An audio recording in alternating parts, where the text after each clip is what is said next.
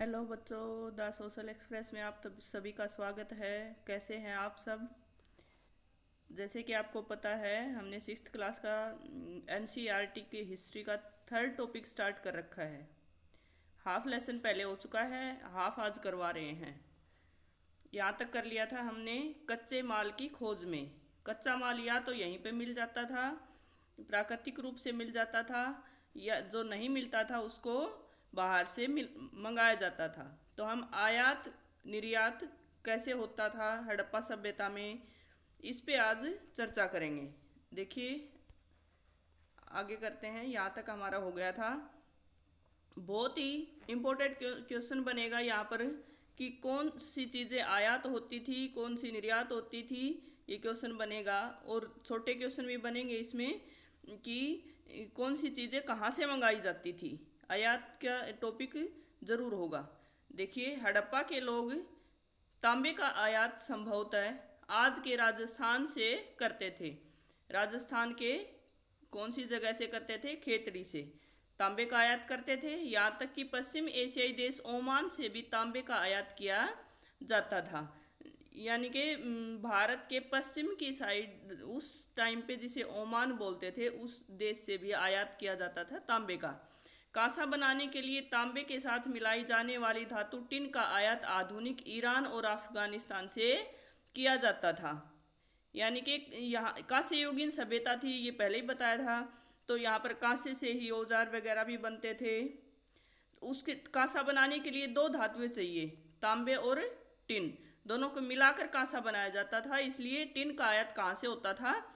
Iran और अफगानिस्तान से। ये याद रख लेना कौन सी चीज़ें कहाँ से मंगाई जा रही हैं। सोने का आयात आधुनिक कर्नाटक और बहुमूल्य पत्थर का आयात गुजरात, ईरान और अफगानिस्तान से किया जाता था। यानी कर्नाटक के कोलार की खान आपने सुना भी होगा। कर्नाटक के कोलार से सोने का आयात किया जाता था और बहुमूल्य पत्थर का आयात गुजरात से किया जाता था। यानी जिस भी धातु की जरूरत पड़ती थी, जो प्राकृतिक रूप से वहाँ नहीं मिलती थी, उनको बाहर से आयात भी किया जाता था। इसका मतलब आयात भी होता था। देखिए, आगे देखते हैं। जैसे कि आयात के लिए हम देख सकते हैं। देखिए, ये एक खिलौना दिखाया गया है। इससे ये अनुमान लगाया जाता है कि हाँ, स्थानीय रूप से आपस में आयात निर्यात होता रहता था। और ये क्या दिखाया गया है, ये देखिए, ये एक मोहर दिखाई गई है। इस मोहर से ये आपको ऐसे नॉर्मल लग रही होगी, लेकिन इससे क्या अनुमान लगाया जा रहा है कि इसमें नाव का चित्र बना हुआ है। अगर उनको नाव का जानकारी होगी तभी तो ये अनुमान लगाया जा रहा है कि हाँ, आयात निर्यात तो करते थे। यानी स्थल से तो करते थे, इन गाड़ियों से। और वैसे व्यापार होता था जल से। तो इस नाव वगैरह के चित्र दिखाए गए, इससे अनुमान लगा रहे हैं कि ये भी आयात होता था, दूसरे देशों से भी होता था। देखिए, आगे देखते हैं। चीज़ों को एक जैसे दूसरी जगह से ले जाया जाता था।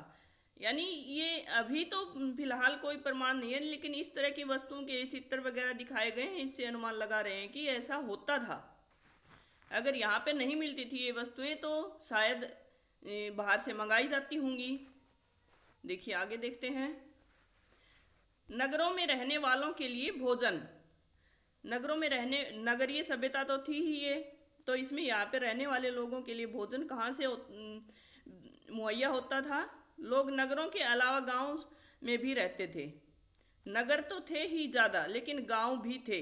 वे अनाज उगाते थे और जानवर पालते थे। किसान और चरवाहे की ही शहरों में रहने वाले शासकों, लेखकों और दस्तकारों को खाने के सामान देते थे। यानी शहरों में तो कैसे उपजाएंगे, ये सारी व्यवस्था कैसे होगी? किसान क्या नगरों में उगाएंगे? तो गांव में ही रहते थे और चरवाहे थे। ये सब यही मुहैया करवाते थे। पौधों के अवशेष से पता चलता है कि हड़प्पा के लोग, यानी अवशेष अब मिले हैं, जौ के अवशेष मिल गए, गेहूं के अवशेष मिल गए, कुछ जले हुए दाने मिल गए, या फिर गेहूं के उसी अवस्था में तो नहीं मिले हैं, कुछ ना कुछ प्रमाण मिल जाते हैं। हम जैसे ओखली में ओखली वगैरह मिली है, इससे अनुमान लगा रहा है कि जो गेहूं वगैरह उसके बाहर दाने वगैरह बिखरे हुए मिले हैं, इससे अनुमान लगाया जा रहा है कि ये सब उपजाते थे। दालें, मटर, धान, तिल, सरसों ये उगाते थे। जमीन की जुताई के लिए हल का प्रयोग एक नई बात थी। हड़प्पा काल में हल तो नहीं बच पाए हैं क्योंकि वे प्राय लकड़ी के बनाए जाते थे, लेकिन हल के आकार के खिलौने मिले हैं। यानी अभी फिलहाल तो उसी अवस्था में नहीं मिला है हल, यानी कि क्योंकि वो लकड़ी के बने हुए थे, लकड़ी तो ज़्यादा दिन रह नहीं पाती, तो इसलिए और खिलौने मिले हैं जैसे मिट्टी वगैरह के या उनके खिलौने मिले हैं। मिट्टी का तो कुछ बिगड़ता नहीं है, वो उसी अवस्था में मिल गया। खिलौने तो तभी मिलेंगे ना जब उसके बारे में उनको जानकारी होगा। इसी वजह से अनुमान लगा रहे हैं कि हाँ, हल का भी प्रयोग होता था। देखिए आगे, क्योंकि वे प्राय लकड़ी से, ये यहाँ तक हो चुका है। इस क्षेत्र में बारिश कम होती है, इसलिए सिंचाई के लिए लोग कुछ तरीके अपनाए होंगे। लोगों ने संभवतः पानी का संचय किया जाता होगा। यानी कि ये अनुमान लगा रहे हैं, फिलहाल वर्तमान से जोड़कर देखा जा रहा है कि यहाँ पर पानी की व्यवस्था इतनी नहीं थी। सारे जो भी जो स्थल मिले हैं हड़प्पा कालीन, वो सारे नदियों के किनारे भी नहीं मिले हैं, बाद वाले मिले हैं, वो दूसरी जगह भी मिले हैं।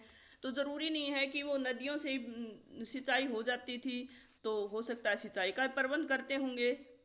ये इसलिए बोल रहे हैं क्योंकि कई स्थलों पर सिंचाई के लिए संचय करने वाले कुंड वगैरह ये मिले हैं, तालाब वगैरह मिले हैं, जैसे कि धोलावीरा में मिला है।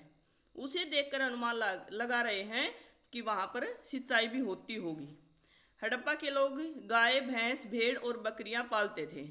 बस्तियों के आसपास तालाब और चारागाह होते थे। तालाब होते थे, चारागाह भी होते थे, लेकिन सूखे महीनों में मवेशियों के झुंडों को चारा पानी की तलाश में दूर दूर तक ले जाया जाता था। ये सब तो चलता ही था, पहले भी होता था, हड़प्पा काल में भी चल रहा था। आगे देखिए, गुजरात में हड़प्पा कालीन नगर का सूक्ष्म निरीक्षण। एक गुजरात में एक स्थल है, उसके बारे में बताया गया है, उसका निरीक्षण किया गया है। वो कैसा था देखिए, कच्छ के इलाके में खादिर बेद के किनारे धोलावीरा नगर बसा था। यानी वर्तमान गुजरात में आप इस स्थल को ढूंढ सकते हो, धोलावीरा, ये कच्छ के इलाके में था। वहाँ साफ पानी मिलता था और ज़मीन उपजाऊ थी। जहाँ हड़प्पा सभ्यता के कई नगर दो भागों में विभक्त थे। ये हमने पहले पढ़ा था हड़प्पा सभ्यता के बारे में पिछली वीडियो में, कि हड़प्पा सभ्यता में नगर दो भागों में बटे हुए थे। पश्चिमी उच्च नगर जिसे नगर दुर्ग बोलते हैं, और पूर्वी नगर, निचला नगर बोलेंगे, और बड़ा भी होता था ये आपने पिछला वीडियो देखा हो तो पता चलेगा। तो ज़्यादातर जो स्थल थे वो दो भागों में बटे होते थे, लेकिन एक ये अपवाद है, धोलावीरा नगर को 3 भागों में बांटा गया था। ये क्वेश्चन बन सकता है कि कौन सा नगर था जिसको 3 भागों में बांटा गया था। वो था धोलावीरा, जो वर्तमान गुजरात में है। इसके हर हिस्से के चारों ओर पत्थर की ऊंची ऊंची दीवारें बनाई गई थी। यानी कि देखिए, 3 हिस्सों में बांट लिया। ये ऐसे नगर को, सॉरी, यहाँ से कर लेते हैं हम, 3 भागों में बांट लिया।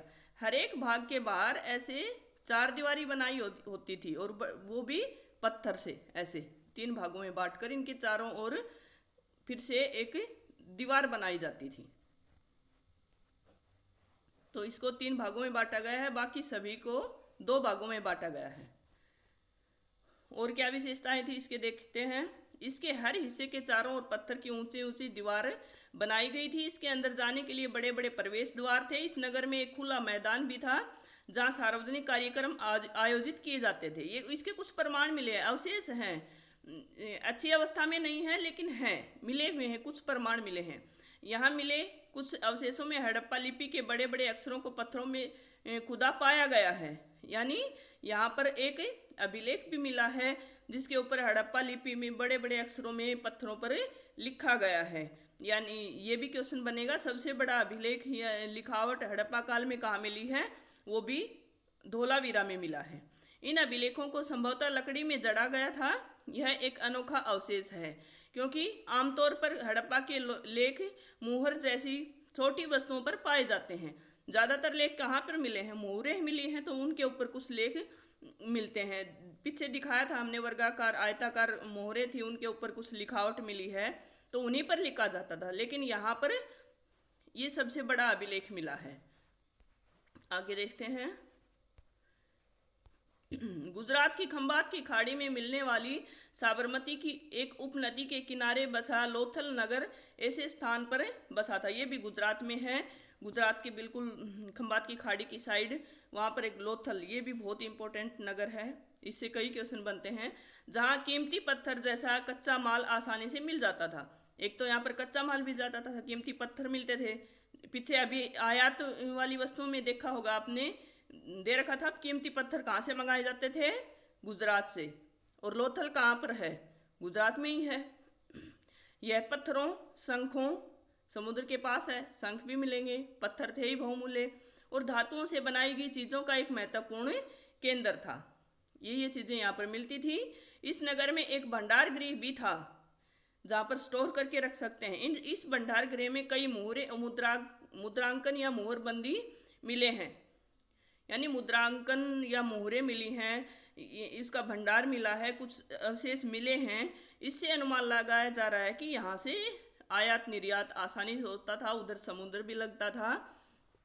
देखिए लोथल का बंदरगाह, लोथल में एक जिसे गोदीबाड़ा भी बोलते हैं या बंदरगाह मिली है। यह बड़ा तालाब लोथल का बंदरगाह रहा होगा। नीचे जो तालाब दिखाया गया है इसको दिखाएंगे अभी, जहाँ समुद्र के रास्ते आने वाली नावें रुकती थी। जैसे नाव का चित्र हमने ऊपर देखा है, मोहर के ऊपर नाव का चित्र दिखाया गया है, इसका मतलब आयात निर्यात होता था जल मार्ग से भी। संभवतः यहाँ पर माल चढ़ाया उतारा जाता था। देखिए बंदरगाह दिखाते हैं, इससे ये टूटी फूटी अवस्था में अभी भी बचा हुआ है, इसको आप देख सकते हो। ये मिला है लोथल में, गोदीबाड़ा जिसे बंदरगाह बोल सकते हैं, ये मिला है। यहाँ पर नाव ऐसे, यहाँ पे अब तो टूटा हुआ है, लेकिन नाव को रुकने के लिए यहाँ पर उसका स्पेस दिखाया गया है। इसका मतलब अब तो इसमें पानी नहीं है, ये पूरा पानी का भरा होता था, तब नाव आती थी, यहाँ से सामान उतारा जाता था। देखिए उस समय पे इतने सालों पहले भी ऐसी व्यवस्था थी, इसका मतलब विकसित नगर तो थे ही यहाँ पर। आगे देखते हैं। यहाँ पर एक इमारत मिली है जहाँ संभवतः मन के बनाने का काम, एक सेकंड दिखाई नहीं दे रहा था, अभी करते हैं आगे। यहाँ पर एक इमारत मिली है जहाँ संभवतः मन के बनाने का काम होता था। पत्थर के टुकड़े, एक इमारत मिली है, उसमें ये अनुमान लगा रहे हैं कि मन के बनाने के काम होता था। कैसे अनुमान लगाया जाता है, क्या क्या मिले हैं? पत्थर के टुकड़े मिले हैं, अधबने मन के मिले हैं, मन के बनाने वाले उपकरण मिले हैं, तो ये और टूटे फूटे छोटे मोटे मन के भी मिले हैं। इसका मतलब तो यहाँ पर मनकों का काम होता था। देखिए आगे देखते हैं। ये मुद्रांकन, ये मोहरबंदी, ये अभी आया था, ये क्वेश्चन बनेगा, इसको देख लेते हैं अच्छे से। देखिए मुहर और मुद्रांकन या मोहरबंदी क्या होती थी। इतने साल पहले ऐसी व्यवस्था थी, आप देख के सोचोगे कि इतनी व्यवस्था कैसे हो सकती है उस समय पे।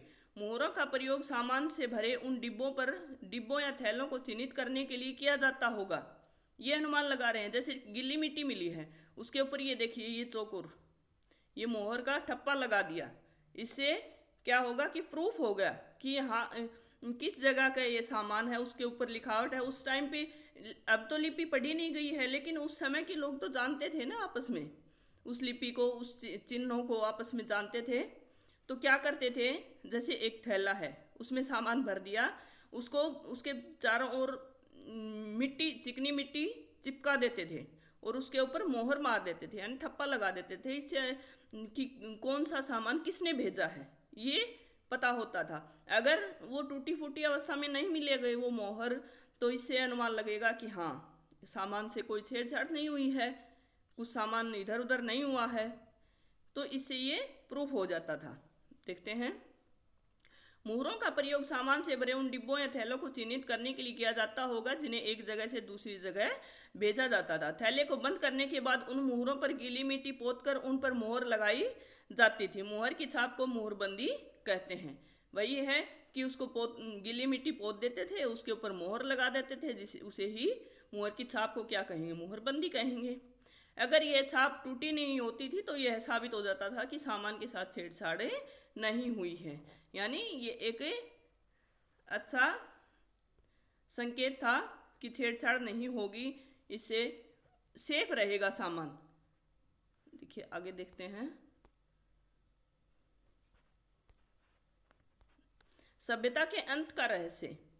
ये सभ्यता इतने सालों तक चली है, विकसित हुई है, नगर भी बसे हैं, लास्ट में फिर ये इसका अंत कैसे हुआ, इसका भी अनुमान लगाया जा रहा है कि इसका अंत कैसे रहा। अभी भी फिलहाल तक इसका रहस्य बना ही हुआ है। प्रमाणिक रूप से नहीं कहा जा सकता कि इसका अंत कैसे हुआ हो। अलग अलग विद्वानों ने अलग अलग अनुमान लगाए हैं, अपने मत दिए हैं। देखते हैं। लगभग 3900 साल पहले एक बड़ा बदलाव देखने को मिलता है। अचानक लोगों ने इन नगरों को छोड़ दिया। लेखन, मुहर और बाटों का प्रयोग बंद हो गया। यानी लेखन भी नहीं मिला है बाद के सालों में, ना कोई मोहर मिली है, बाट वगैरह नहीं मिले हैं। जो चट नामक पत्थर से बने होते थे वो भी बंद हो गए हैं। इसका मतलब नगरों में जो काम चलता था वो नगर, उनमें बदलाव देखा जाने लगा। इसका मतलब हुआ कि व्यापार भी ठप हो गया। दूर दूर से कच्चे माल का आयात काफ़ी कम हो गया। मोहनजोदड़ो में सड़कों पर कचरे के ढेर बनने लगे। जल निकास प्रणाली नष्ट हो गई और सड़कों पर ही जोगीनुमा घर बनाए जाने लगे। नगरों से, नगरीय सभ्यता से अब ग्रामीण सभ्यता की ओर बढ़ने लगे हैं। यह सब क्यों हुआ कुछ पता नहीं। कुछ विद्वानों का कहना है कि नदियाँ सूख गई थी। यानी ज़्यादातर जो भी स्थल थे नदियों के किनारे थे, तो ये अनुमान लगाते हैं कि हो सकता है कि नदियाँ सूख गई हों, वहाँ पे पानी नहीं मिलेगा, तो वहाँ से लोगों ने पलायन करना शुरू कर दिया। अन्य का कहना है कि जंगलों का विनाश हो गया था।